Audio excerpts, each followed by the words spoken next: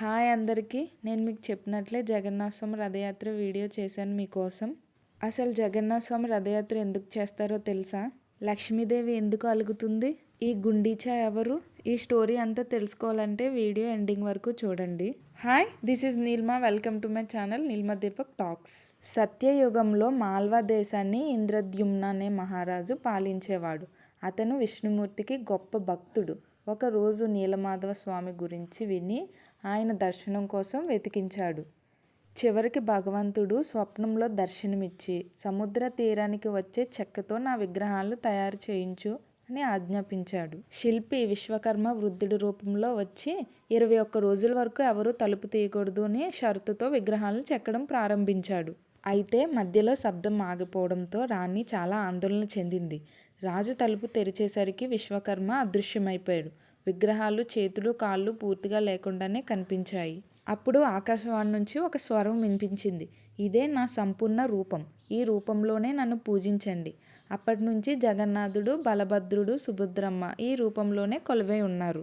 ప్రతి సంవత్సరం పూరి జగన్నాథ ఆలయం నుంచి జగన్నాథుడు, బలభద్రుడు, సుభద్రమ్మ ముగ్గురు భారీ రథాలపై గుండీచా ఆలయానికి వెళ్తారు.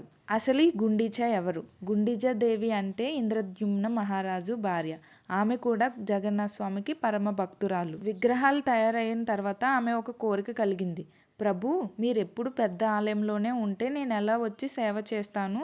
సంవత్సరానికి ఒక్కసారైనా నా ఆలయానికి వచ్చిన ఆతిథ్యం స్వీకరించండి అని వేడుకుంది.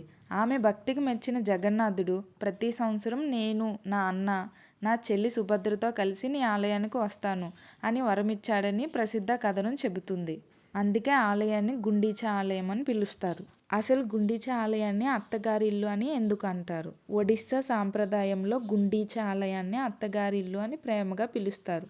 మరో సాంప్రదాయం ప్రకారం అది రాణి గుండీచా నివాసం. హేరా పంచమి రోజు లక్ష్మీదేవిని జగన్నాథ స్వామి దగ్గరికి తీసుకొని వస్తారు. అసలు లక్ష్మీదేవి కోపం ఎందుకు వస్తుందంటే జగన్నాథుడు తను తీసుకెళ్లకుండా గుండీచా ఆలయానికి వెళ్లడంతో లక్ష్మీదేవి కోపం వస్తుంది. ఆమె గుండీచా ఆలయానికి వెళ్ళి నన్ను ఎందుకు వదిలి వెళ్ళారు అని అడుగుతుంది. జగన్నాథుడు త్వరలో తిరిగి వస్తానని హామీ ఇస్తాడు. తిరిగి వెళ్తూ లక్ష్మీదేవి జగన్నాథుని రథంలో ఒక చిన్న భాగాన్ని ప్రతీకాత్మకంగా ధ్వంసం చేస్తుంది. ఈ ఉత్సవాన్ని హేరా పంచమి అని కూడా అంటారు.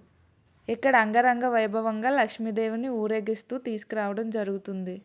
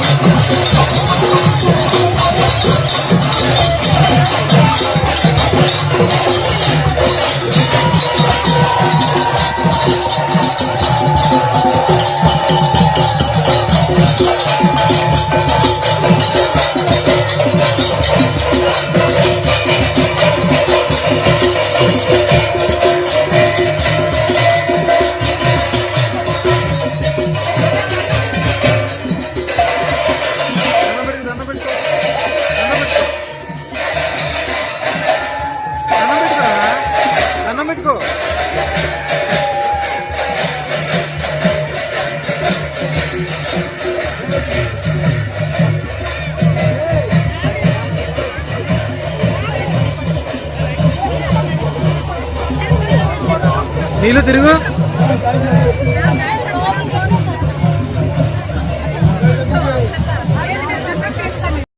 లక్ష్మీదేవిని జగన్నాథ స్వామి దగ్గర తీసుకెళ్ళి ఆయనకు పెట్టిన ప్రసాదాలన్నిటినీ లక్ష్మీదేవిని స్వీకరించమని చెప్పి పూజ చేసి హారతిచ్చి తర్వాత యథావిధిగా పాత ఆలయానికి తీసుకొని వెళ్తున్నారు. జగన్నాథ రథయాత్ర అనేది కేవలం ఒక ఉత్సవమే కాదు, భక్తుని ఇంటికి స్వయంగా భగవంతుడు వచ్చే ప్రేమకు ప్రతీక. రాణి గుండీచా భక్తికి ఇచ్చిన మాటను జగన్నాథుడు ప్రతి సంవత్సరం నిలబెట్టుకుంటున్నాడనే విశ్వాసమే ఈ మహా రథయాత్ర. వీడియో నచ్చిందనే అనుకుంటున్నాను. నెక్స్ట్ వీడియోలో జగన్నాథ స్వామి ఆలయాన్ని చూపిస్తాను. వీడియో నచ్చితే లైక్ చేయండి. మరిన్ని వీడియోస్ కోసం ఛానల్ని సబ్స్క్రైబ్ చేసుకోండి.